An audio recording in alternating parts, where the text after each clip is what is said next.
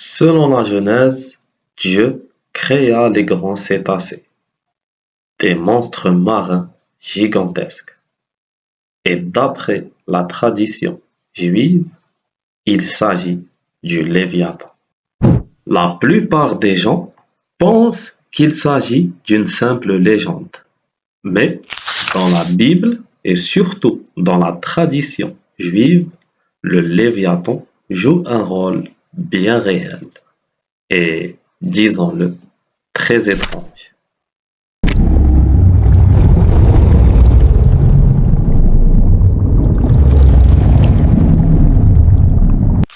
Dans le traité Avoda Zarah 3b, la Guémara aborde un sujet pour le moins surprenant.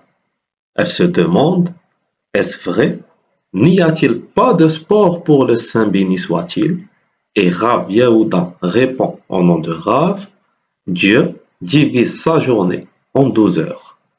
3 pour étudier la Torah, 3 pour juger le monde, 3 pour soutenir l'univers, et les 3 dernières, il s'assoit et se moque du Léviathan.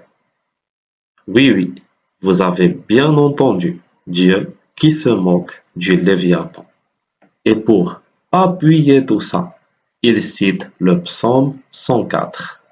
Là, chemine des navires, ce Léviathan que tu as formé pour s'y ébattre. Mais le fait-il encore aujourd'hui? Eh bien, selon Rav Aha, depuis la destruction du temple, Dieu ne joue plus. Il consacre maintenant son temps à enseigner la Torah aux enfants tout juste sevrés. Et la nuit, que fait-il? La Guémara propose plusieurs hypothèses. Peut-être continue-t-il ses activités de jour, ou peut-être qu'il chevauche un chérubin pour parcourir 18 000 mondes, ou qu'il écoute le chant des anges.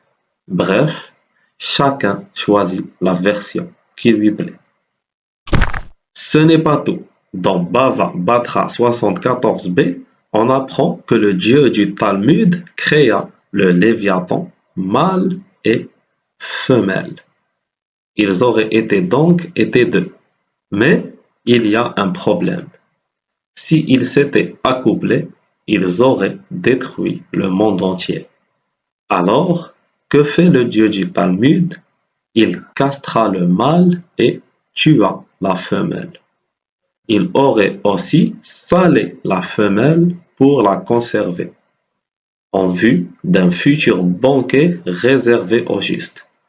Comme il est dit dans Ésaïe, il fera périr aussi le monstre qui habite la mer. La Guémara, très curieuse, pose la question: pourquoi tuer la femelle? Il suffisait de la refroidir. Réponse: les poissons ne se retiennent pas, même refroidies, elles auraient continué à se reproduire. Mais alors, pourquoi ne pas tuer le mâle et conserver la femelle? Réponse numéro 1, la femelle salée a meilleur goût. Et la réponse numéro 2 dit qu'il ne serait pas convenable que Dieu joue avec une femelle. Subhanallah, quelle pudeur! Et ça continue. Dans Bava Batra 75a, on nous raconte une véritable chasse au Léviathan. Comme il est dit dans Job, pouvez-vous tirer le Léviathan avec un hameçon? Et tenez-vous bien, si le Saint béni soit-il n'aidait pas l'ange Gabriel, celui-ci ne pourrait pas chasser le Léviathan.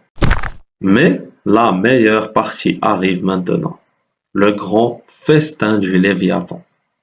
Selon Rabbi Yohanan, à la fin des temps, Dieu offrira un banquet avec la chair de la femelle du Léviathan. Et les érudits de la Torah auront le privilège d'y goûter. Mieux encore, la peau du Léviathan servira à construire des soukot pour les justes. Ceux qui auront un peu moins de mérite recevront une couverture ou un collier, ou même une petite amulette faite à partir de sa peau. et le reste sera étendu sur les murs de Jérusalem, rayonnant d'une lumière d'un bout à l'autre du monde.